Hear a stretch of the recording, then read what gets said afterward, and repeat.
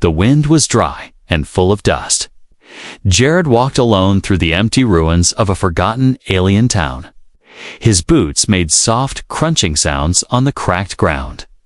The planet had been abandoned for years, maybe longer. He was just here to search for scrap anything useful he could sell. He moved carefully, checking broken walls and torn metal parts. But something felt strange today. There was a silence too deep, too heavy, as if the land itself was holding its breath. Then he heard it, a soft, broken cry. He froze, listening. It wasn't the wind. It wasn't an animal. It was a voice, weak and shaking. Someone was crying, and it was coming from the old well behind him. Jared turned slowly, his hand reaching for the small light on his belt. The well looked dead, covered in dirt and weeds. He stepped closer, heart beating faster. Another cry echoed out this time, clearer. A voice, female, speaking in broken galactic common. Please. Someone, help me. He moved to the edge and looked down. His light cut through the darkness, and then he saw her. An alien woman, skin pale with strange glowing marks. Her body was thin, weak, bruised. She was lying at the bottom, barely moving. Her eyes met his. Light tanned in them, he saw fear, pain, and something worse, hopelessness. Jared took a step back, his mind racing. This could be a trap. There were stories bandits using fake voices to lure people in, but this didn't feel like that. She looked too real, too broken. He called down, "Are you hurt?" She nodded slowly, her lips trembling. They threw me in. Please, I don't want to die here." Jared clenched his jaw. He wasn't a hero, not anymore. He had left the army long ago. Now he was just a scavenger. A man trying to survive. Helping her could mean trouble, maybe even death. But then he saw her hand reach up, shaking in the air, not asking for food or water, just asking to not be alone, just asking for a chance. Something inside him broke. He dropped his bag, pulled out a rope, and tied it to a nearby beam. "I'm coming down," he said. Her eyes widened, and for a second, he saw something return. Hope. The well was deep and tight. He climbed carefully, each step dangerous. The air was cold and smelled of dust and blood. Finally, his feet touched the ground, and he knelt beside her. She tried to sit, but her body failed. "Don't move," he said gently. "My name is Jared. I'm going to get you out of here." Her lips moved. "Sira," she whispered. "That's my name." He wrapped his coat around her and looked up. The climb back would be harder, especially with her weight. But he didn't care. He wasn't leaving her here. Slowly, he lifted her, her arms around his neck. She was light to light, as if she hadn't eaten in days. He placed one foot, then the next. Using the rope and the wall to rise, Sira whimpered in pain, but didn't cry. Above them, the wind howled again. Dust began to blow across the opening. He had to hurry. Halfway up, his foot slipped, and they almost fell. But he held the rope tighter, breathing hard. "I've got you," he said. More to himself than to her. Finally, his hand touched the edge of the well, with a final pull. He dragged them both out into the open. The sun was red, low in the sky. Sira collapsed beside him, her breath shallow but steady. Jared looked around, his hand still on his weapon. They weren't alone. Far in the distance, a small black shape moved, watching. Then it vanished behind the rocks. Jared knew this wasn't over. He had just made a choice that could change everything, and someone out there wasn't happy about it. He looked at Sira, her eyes closed now. "Don't worry," he said softly. "You're not going to die in that hole." He picked her up again, walking away from the well. Each step was heavy, but he didn't stop. Not now, not after seeing those eyes, not after hearing that cry. The wind carried away the silence, and the story of one human and one broken alien woman had just begun. Jared's arms burned as he carried Sarah through the ruined streets. She was barely conscious, her head resting against his chest. Her body was cold, too cold, like the well had stolen all her warmth. He moved fast, looking for shelter. The planet's sun was setting, and with it came danger. He knew these ruins well. A few clicks north was an old maintenance shed, still mostly intact. It wasn't safe forever. But it was better than the open air. Dust blew against his face, sharp, like tiny blades. The night wind on this planet was cruel. Finally, he found the shed. Its door was rusted. Hanging halfway off, Jared kicked it open and stepped inside. The room smelled like metal and old oil. Broken tools, cracked lights, and a small bench filled the space. He laid Sarah down on a sheet of cloth he found in the corner. She didn't move, only breathed slowly. Jared took out his canteen and touched it to her lips. "Drink," he said softly. She sipped. Barely able to hold the water in her mouth, he checked her body for wounds. Bruises covered her arms, and her leg was swollen, but worse than the injuries was the look on her face, like she had already accepted death before he came. "I don't know what happened to you," he whispered, "but I'm not leaving you behind." He wrapped her in a thermal blanket from his pack. Then he started a small heat lamp with a backup battery. Warmth slowly filled the room, and color began to return to her skin. Outside, the wind howled louder. He looked through a crack in the wall.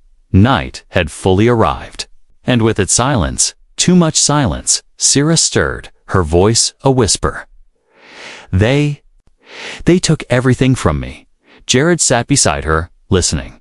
I was supposed to be important. A healer, a protector." She closed her eyes, pain crossing her face. "But I got sick. My glow faded. They called me cursed." Jared didn't know much about alien customs, but he knew pain when he saw it. "They threw me into the well like garbage," she said, her voice breaking. "No trial, no goodbye, just darkness."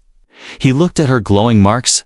They were faint, flickering like dying stars. "Is that why your people want you gone?" She nodded, tears slipping down her cheek. "I am broken, not worthy to live among them." Jared leaned back against the wall. He had seen cruelty during the war, but this was different. This was something that made his blood boil. "You don't deserve this," he said. "No one does." Sarah looked at him, eyes filled with confusion. "Why did you help me?" He didn't answer right away. Instead, he pulled out an old photo from his coat. Picture of a girl human, young, smiling, my sister.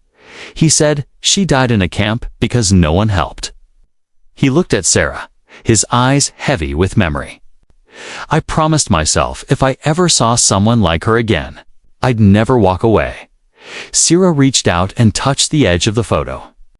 Her hand was shaking. "Thank you," she said softly. Jared nodded, trying to stay calm, but suddenly a soft beep sounded from his belt. He looked down. It was his motion sensor. A red dot blinked on the screen. Something was moving outside. Jared stood up fast, pulling his tool weapon from his back. He turned off the lamp and whispered, "Stay quiet. Stay down."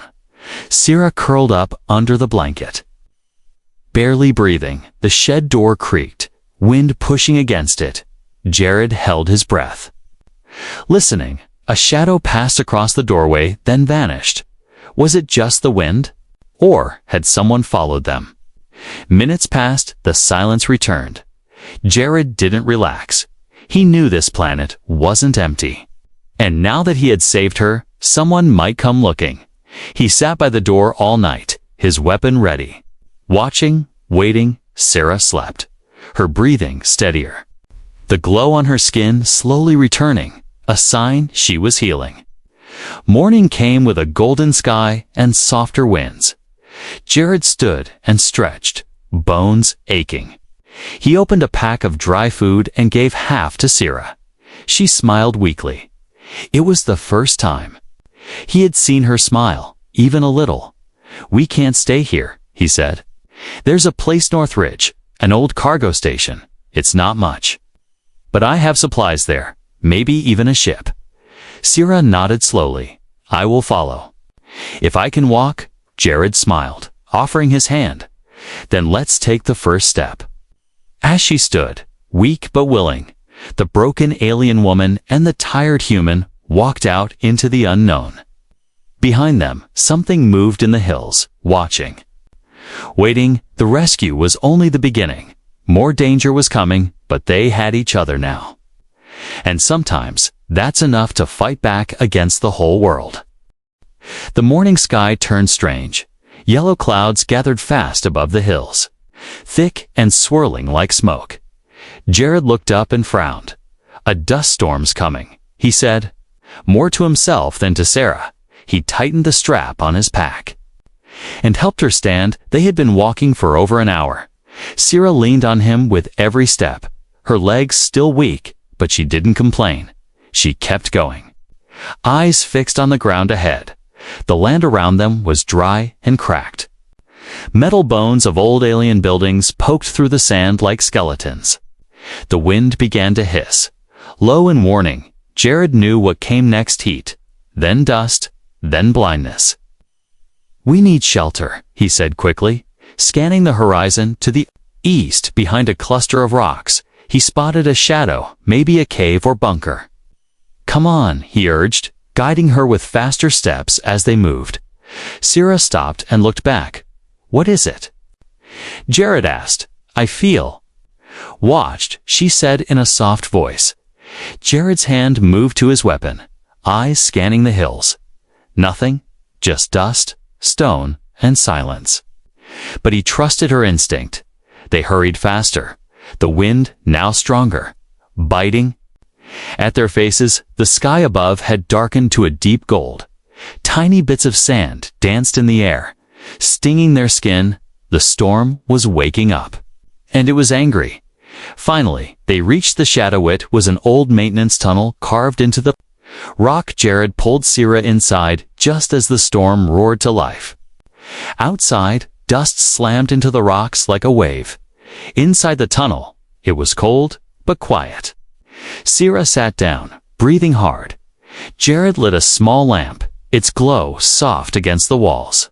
He sealed the entrance with a scrap metal door he found nearby. For now, they were safe. He sat beside her, his body tired. "You walked a long way today," he said. Sarah nodded slowly. "I didn't want to slow you down." "You didn't?" he replied. "You're stronger than you look." She smiled, faint but real. "I wasn't always this weak," she whispered.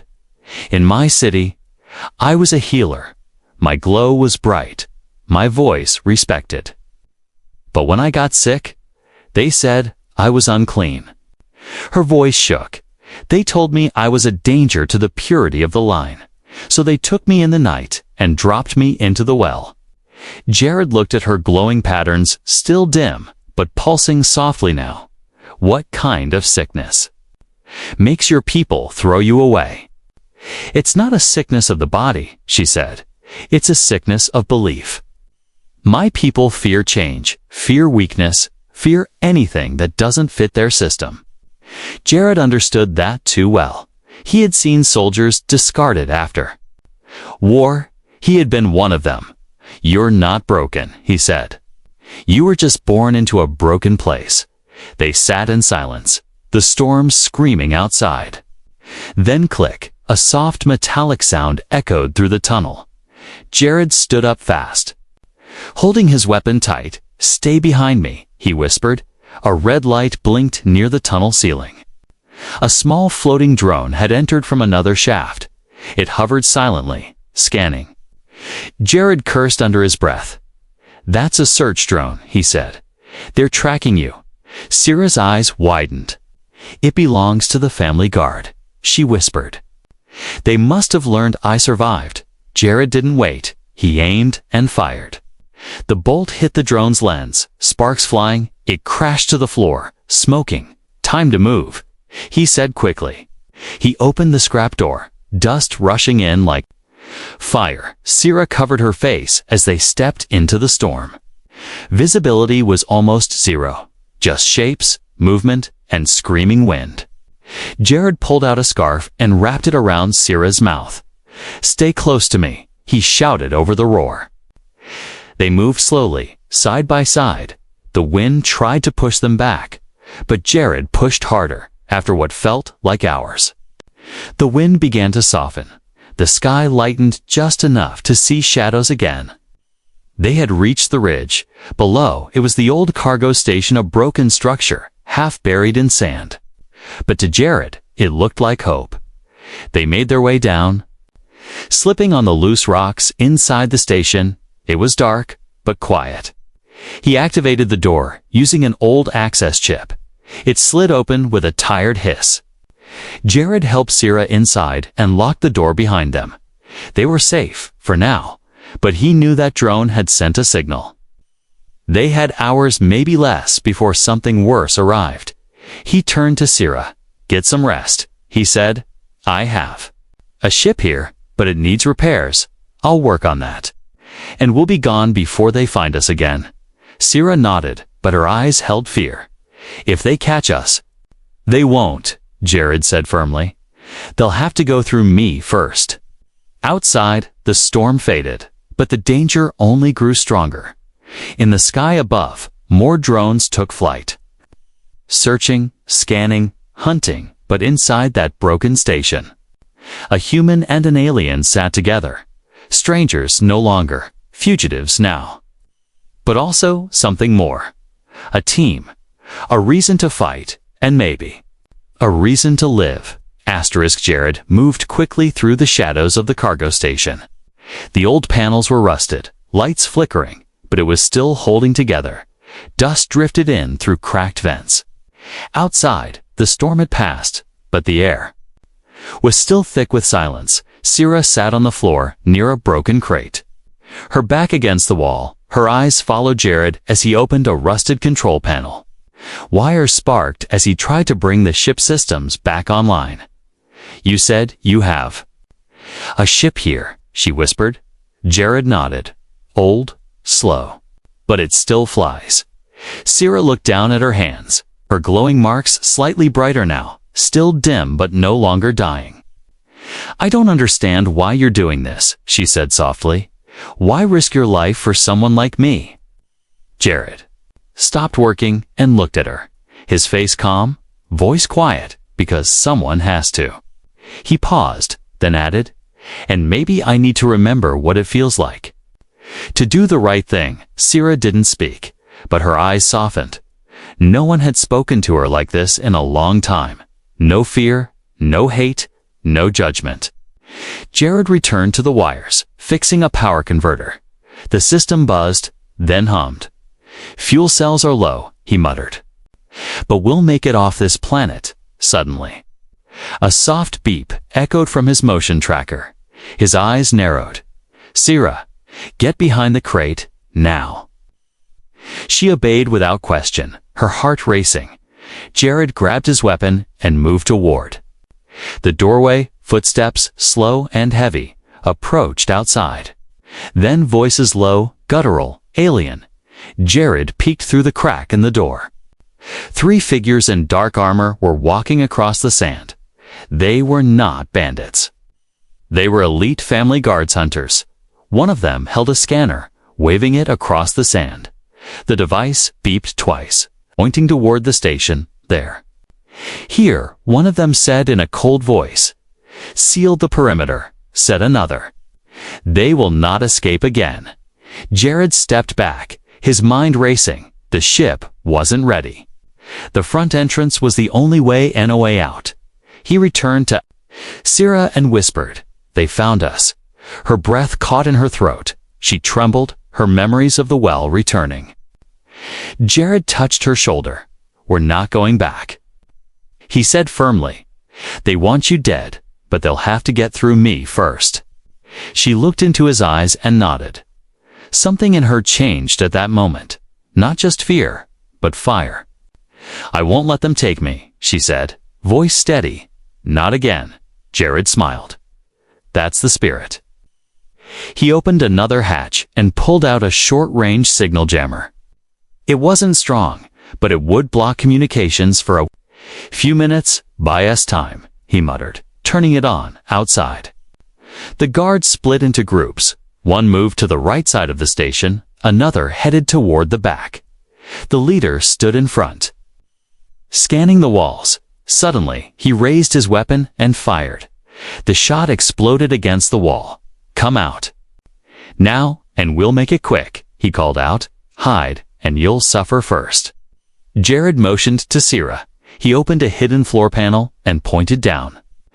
Crawl through this, he said. There's a maintenance shaft that leads to the lower canyon. What about you? She asked. I'll draw them away, he said calmly. They want you, not me. Sierra shook her head. No, I'm not leaving you. Jared hesitated, surprised. I can't carry you and fight at the same time, he said. I'm not broken. Anymore, she whispered. Her glow was faint, but her will was bright. Jared stared at her, then nodded. All right, he said. Then we do this together. He handed her a small flash device, non-lethal but blinding, on my signal. He whispered, outside. The guards kicked the door open and entered. Jared threw a metal can across the room, clanged loudly. One guard turned toward the sound. That's when Jared stepped out and fired. A stun bolt hit the first one in the chest. He dropped, twitching. The others shouted and opened fire. Jared ducked behind a crate, firing back. Sierra, now, he yelled. She tossed the flash device. Eyes closed. It exploded in a burst of white light. The guards screamed, blinded. Jared grabbed Sierra's hand and they ran through the back door. Into the sand, they didn't stop, not until they reached the edge of the canyon down below, hidden by rocks, was an old service cart. Jared jumped in and started the engine. It sputtered, then roared. Hold on! He shouted.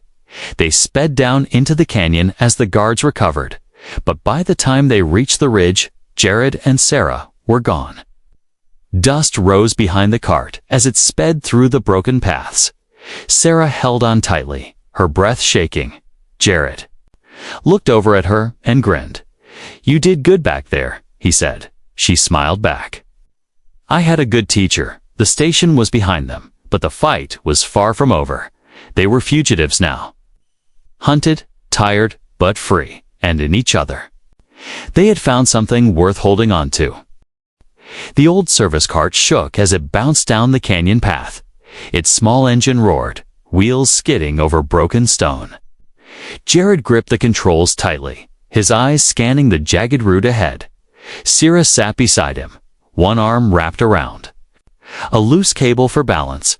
The wind whipped her hair back, and her glowing marks flickered with each jolt. Behind them, a dark speeder appeared at the canyon rim. The guards had not given up. They were coming fast. Jared looked into the rear mirror. His jaw clenched. They've got hoverbikes, he said. Much faster than this thing. Sierra didn't speak, but her hand moved toward the small laser tool Jared had given her. She knew they might have to fight again. The canyon split ahead two paths, one wide and smooth, the other narrow and broken. Jared turned sharply toward the narrow path. They'll expect us to take the easy road, he explained. Sierra nodded, trusting his choice. The cart barely fit through the tight walls. Dust filled the air, stones tumbled from above. The guards. Bikes entered the canyon, splitting between both paths.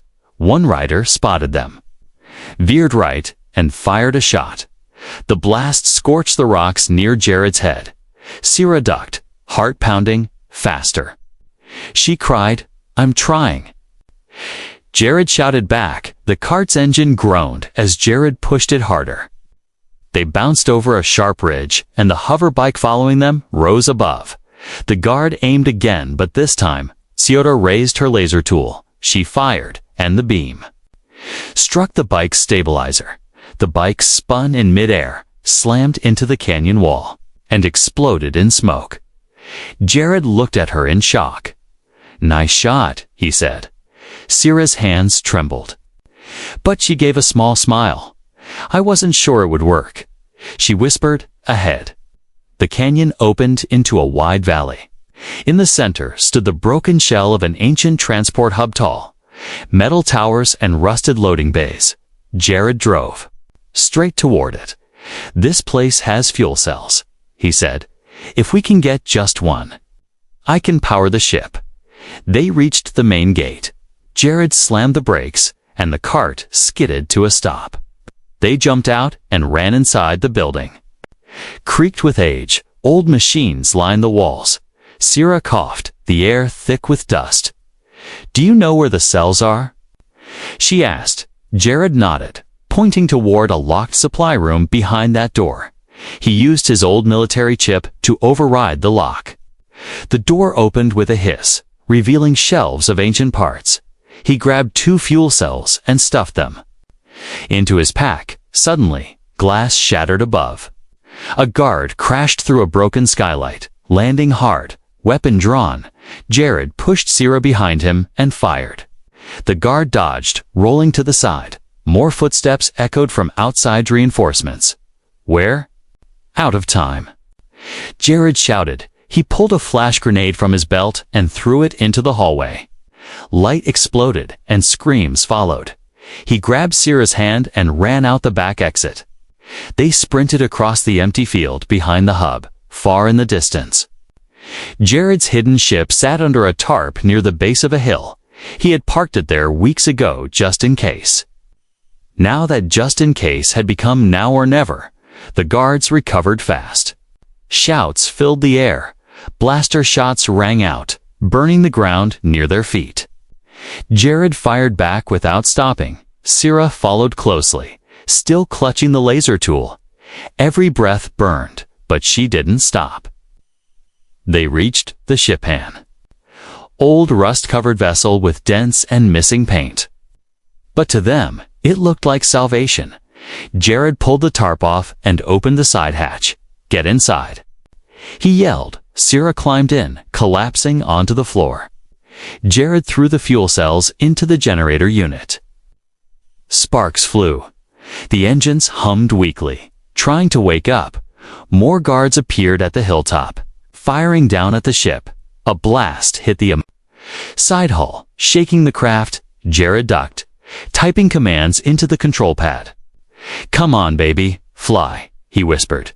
The engines roared louder. The ship lifted slightly, then dropped. Not enough power. "Jared," Sierra shouted. He turned to her. "We're too heavy. One of us has to go lighten the load." She looked at him in shock. "No," she said. "Then we both die." He replied without a word. She crawled to the rear storage bay and started tossing out metal boxes and old salvage parts. Each one hit the ground with a loud thud. The ship groaned again, then slowly began to rise. Jared grabbed the controls, heart racing. The ship hovered, then finally lifted off the ground. Guards fired more shots. One bolt hit the back wing. But it was too late. Jared pushed the throttle, and they blasted into the sky. Inside the ship, smoke filled the cockpit. Lights blinked red, but they were flying. They were alive. Sierra slumped into the co-pilot seat, breathing hard. "You saved us," she said. "No," Jared replied, glancing at her. "We saved each other." Below, the guards faded in too. The distance, their mission failed. The stars above opened wide. But Jared knew they weren't safe yet. The ship was damaged, and they had nowhere to land. But for now, they had escaped. And in that fragile moment, flying through the clouds of a dying world, they felt something neither had felt in a long time: hope. Asterisk, the stars drifted slowly past the cracked window of the ship. Jared leaned over the control panel, trying to hold the ship steady. Smoke filled the cockpit. Warning lights blinked red and orange. The engines coughed every few seconds, each sound worse than the last. Sierra sat beside him, holding her side. Her face pale again. The blast from the guards had ripped through the rear hull. Sharp metal had cut her along the ribs. She didn't cry, but her breathing was uneven. Slow and shaky, Jared glanced at her and cursed under his breath. "I have to find help," he muttered. He checked the navigation console. It was damaged, but barely working. One option appeared on the screen, blinking slowly. Human medical satellite abandoned. Orbit stable. He touched the screen and locked the ship onto the path. "I don't know if it still works," he said to Sierra, "but it's our only chance." Sierra gave a weak nod, her head falling back against the seat. Her skin had gone dim again, the glow on her arms fading like dying stars. Jared reached over and touched her wrist gently. "Hey, stay with me," he said softly. "You've come too far to stop now." Minutes passed like hours, the ship shaking with every movement. Finally, a silver shape appeared in the distance. Small, ring-shaped station. Old, scratched. Floating quietly above a dead moon, Jared guided the ship closer, hoping the autodocking still worked. With a loud click, the ship connected. The airlock groaned as it opened, stale air pouring in. Jared picked up Sierra in his arms and stepped onto the station. The halls were dark, lit only by backup lights. Old signs marked in human language pointed. The Way Medical Research Cryo Wing. Jared followed the medical signs, boots echoing down empty metal halls. He found a small healing chamber in one of the rooms.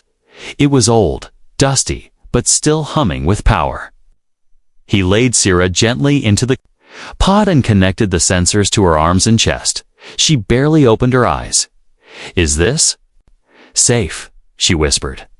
"I don't know," Jared said honestly, "but it's the best I've got." He pressed the activation switch, and the pod lit up with soft blue light. A soft hum filled the room. The machine scanned her body, then began treatment. Glowing liquid surrounded her inside the pod. Repairing her wounds from the inside out, Jared stepped back, watching through the glass. Eyes closed, her body floating. The glow in her skin flickered, then slowly began to grow brighter. He sat on the floor, leaning against the wall.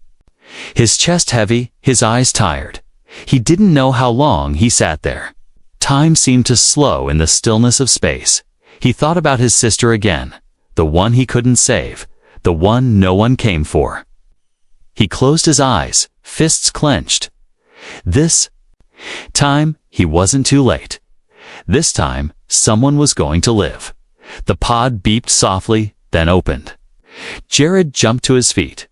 Sierra sat up slowly, blinking in the soft light. Her skin was brighter now, her eyes clearer. She looked stronger. Alive, whole again, he rushed to her side.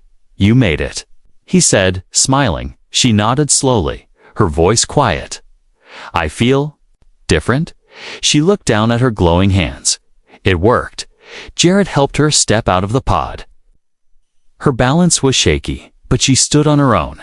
He placed his coat over her shoulders. "You scared me back there," he said, half joking. Half serious, Sierra looked at him with gentle eyes. "And you didn't give up," she replied. "Even when you could have." He looked away for a moment, his voice rough.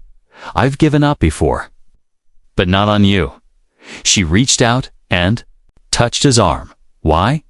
she asked again, softly. "Why would a human do all this for me?" He didn't answer right away. Instead, he looked at the stars outside the window. "Because I saw you," he said finally. "I saw your fear, your pain, your strength. And I remembered what it felt like to be forgotten." She didn't speak, but her eyes shimmered. "Not from pain this time, but from something softer, something warmer," she whispered. "Then maybe we were meant to meet." Jared chuckled lightly. "I don't know about fate," he said, "but I know I'd do it again." Suddenly, an alert blinked on the console, signal detected. Unknown origin. Tracking beacon active. Jared swore. Under his breath, "They found us again." He said, "This place is no longer safe." He helped Sierra back toward the ship as they walked. She looked around the old station. "It's strange," she said. This was the first place where I didn't feel broken. Jared paused and looked at her. You were never broken, Sierra, he said. You were just abandoned, and now? You're not alone. They boarded the ship, engines humming weakly but ready. Jared took the pilot seat, and Sierra sat beside him. He turned to her and asked. The ship drifted quietly through the stars. Outside the window, the galaxy looked peaceful, soft lights, glowing dust, distant planets. But inside the cockpit, silence was heavier. Not dangerous, not cold, just thoughtful. Jared sat at the controls, guiding the ship manually now. The autopilot was weak. But the old vessel still held together. Sierra sat beside him, wrapped in his coat. Her glowing marks brighter than ever before. No longer fading, no longer broken. For a long time, neither of them spoke. They didn't need to. The space between them was calm like the silence after a storm, the kind that felt earned. Not empty. Finally, Sierra turned her head. Where are we going? She asked gently. Jared tapped the console and showed her a blinking marker. A free world, no governments, no patrols, no trackers, he said. A quiet colony where people don't care what species you are. They just care if you're... Kind Sierra stared at the map, then smiled. Sounds like a dream, she whispered. Sounds like something we both need, Jared replied. The ship rumbled slightly as it approached the edge of a star system. A small moon orbited a green-blue planet below.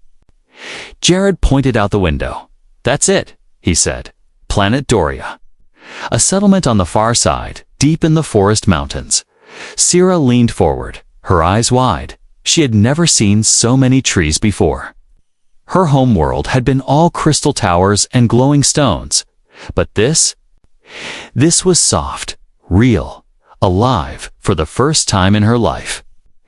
She felt the future might hold something good. The ship descended slowly. Engines wheezing but still working, they landed on a wide patch of grass near the edge of the settlement. Jared powered down the engines and looked at Sarah. Are you ready? She looked at him, her eyes unsure. What if they don't accept me? What if they see I'm not human? Jared stood and offered her his hand. Then they're not worth knowing, he said simply. But I've met the people here. They're different. Sierra took his hand and stepped out of the ship. The air was cool. The sky pink with early morning light. Tall trees whispered in the wind. Birds chirped softly above. And the real ground beneath her feet felt like a blessing. They walked toward the wooden buildings in the distance. People looked up as they passed, some curious, some cautious, but no one shouted. No one pointed weapons, a child even. Waved, and Sierra after a moment waved back. An older woman stepped forward from a garden, her hands dirty from soil. She looked at Jared, then at Sierra. She knew. The woman asked. Jared nodded. She's with me. The woman smiled and handed Sarah a flower. We don't care where you came from, she said kindly. Only who you choose to be now. Sarah held the flower gently, her fingers shaking. Thank you, she whispered. The woman nodded and returned to her work. Hours later, Jared and Sierra found a small cabin on the edge of the woods. It was old, quiet, and empty but full of possibility. They stepped inside, dust rising in the air. Jared looked around and smiled. It needs work, he said, but we can make it ours. Sierra sat by the window, looking out at the trees. Her eyes softened.